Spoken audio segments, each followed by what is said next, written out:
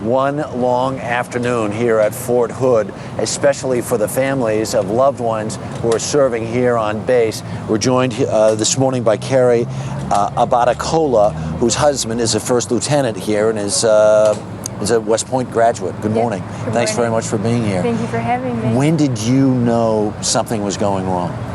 Yesterday afternoon, I was out walking with the baby, and my husband called and had said that there was some kind of commotion. There were gunshots, and I heard a lot of sirens, but I just assumed that it was something off post, because that kind of big stuff usually doesn't happen on post. So Yeah. he had said that there was a shooting and no one knew really what was going on, so that he wanted me to just go back inside and keep the doors locked. Right. No, so you called your parents immediately? I understand the phones here like practically They got just really crashed. bad. You couldn't get any calls in or out, but I called them right away when I knew something was first wrong and said, just in case it makes it to the news up there. I didn't know how big How big it was gonna be, so yeah. I said, we're both fine, but we don't really know what's going on. How was it then? I mean, to be in this, could you see television? Could you see this whole thing kind of crazily unfold before your eyes? I pretty much saw what everyone else was seeing from home on the news on TV,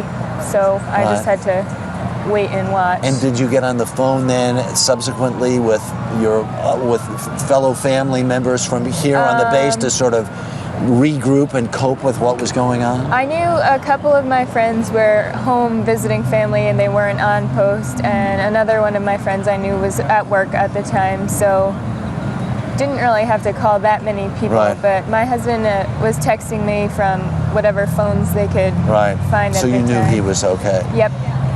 What is it? Can you describe what it's like?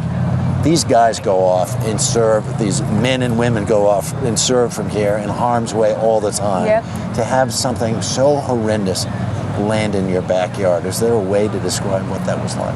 I don't think anyone was really processing it as it was going on. It was really shocking to even know that something that big could happen on post. Like I said, I assumed it was something that had happened off post, something else out in the city, but... And to know that it was one of your own? Yeah, that was a little unnerving, but the only, I guess, upside to that was that it wasn't someone who had got on here that shouldn't have been on post, so the security guards at the gates were doing their job well. So. Well, do take care. We thank you for you. your and your husband's service. Thank you so much.